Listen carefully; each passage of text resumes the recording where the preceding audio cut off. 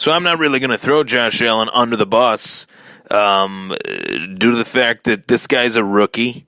He's playing with very limited offensive weapons. For whatever reason, I don't know why Buffalo Bills fans do this. It's like they'll never learn.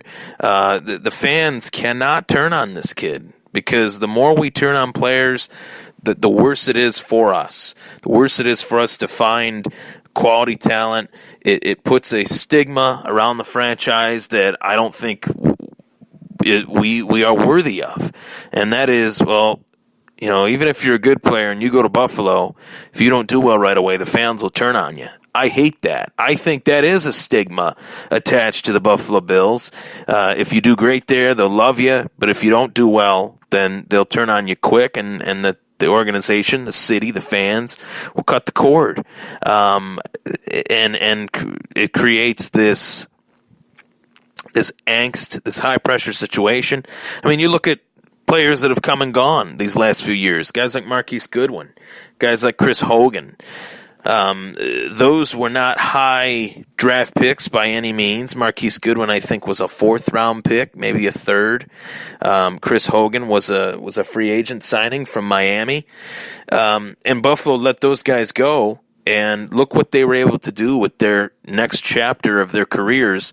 That's a real shame that Buffalo did not keep these guys around when really they were worthy of being kept.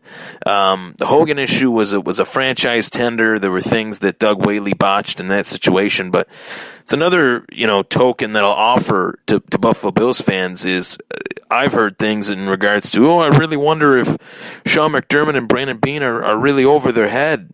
2 weeks ago, we wouldn't have heard any of that. With one game, I will admit, a terrible game. With one game, people have thought to themselves, well, these two guys might not be as legit as we thought. I've seen that. I'm not speaking for a wide variety of people, but I have seen that a little bit. That's been somewhat of the attitude of the WGR 550 or other radio stations out there, and they're entitled to their opinion. I'm not calling anybody out saying that they're, idiots or anything like that for that opinion. Anytime a team loses 47-3, you are left scratching your head as what the hell just happened. But what I will offer is that this team is far from the finished product. We're in year 2, technically year 1.5 of Beane and McDermott, and I don't think that this is fair for Bills fans to throw shade towards the leaders of this team, whether it's Beane, whether it's McDermott or Allen. This is a franchise that is far from perfect. They've made plenty of mistakes, and most mistakes fans are fully well aware of, being that they follow the team super closely. But at the same time, it makes me wonder, well, what if we do have the right regime and we just don't want to realize it, or we're so used to things going so poorly, we don't want to know.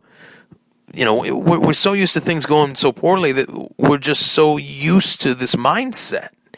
And that is something that I think is a little bit perplexing. I don't want these fans to turn on Josh Allen. I want Josh Allen to just play the games, get the experience that he needs, and that is something that Buffalo Bills fans can hang their hat on. The fact that, well, we might not finish, 9-7, 10-6, make the playoffs, but we did see our rookie get a lot of playing time.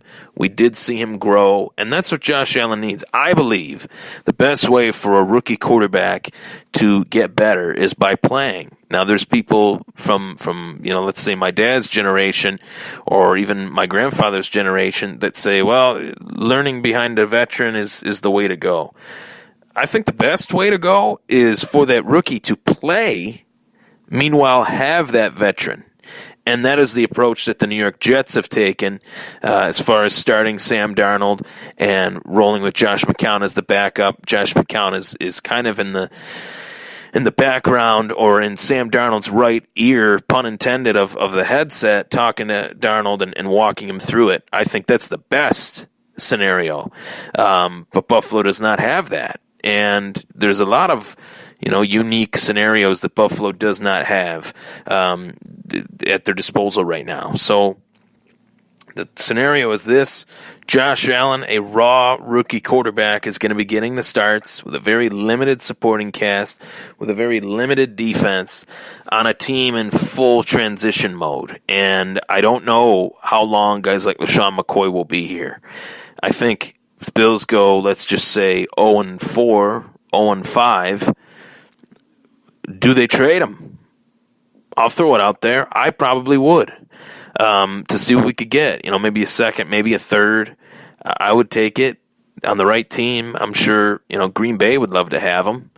Could you imagine Rodgers, play action with McCoy? That would help them out. I'd imagine there'd be a lot of teams that would want to have him. Indy would want to have him.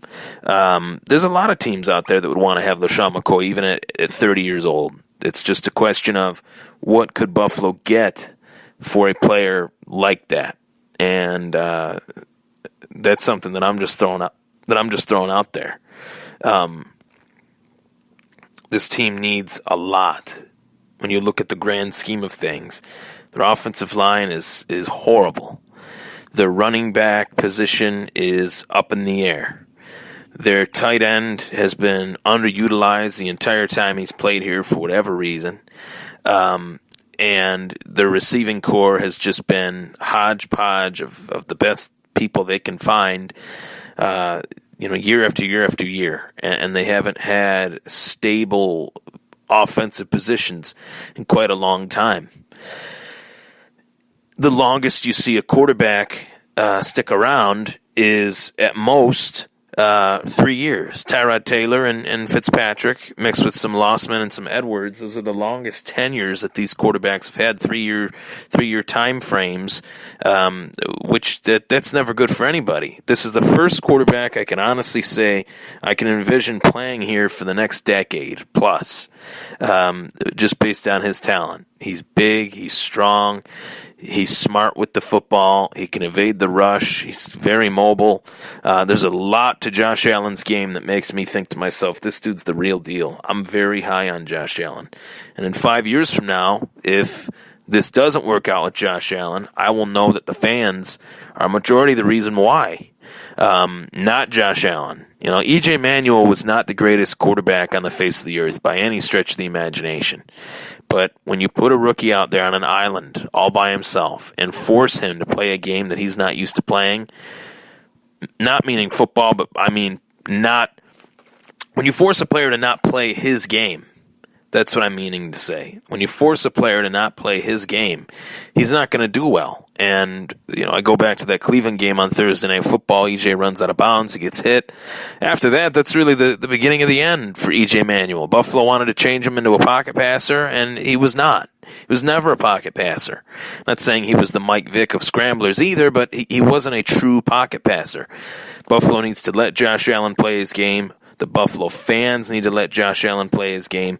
Let's just brace for impact, buckle up, because this is going to be a bumpy ride this season, and just know that the Buffalo Bills will be picking inside the top 5 in the 2019 NFL Draft, maybe even inside the top 3, and I'm okay with that, because Buffalo needs as many quality players as possible at all positions, and that's that. So that's my thoughts on Josh Allen starting this week. More so, not just Josh Allen starting, but the thought process of the fans. We cannot turn the emotions on towards Josh Allen. We cannot throw him under the bus.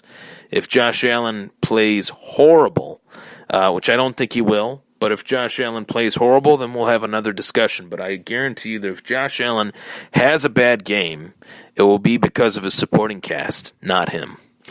Take care, everybody. I'm Ryan Thomas. That was the Thomas Take Sports Podcast. Thanks for tuning in.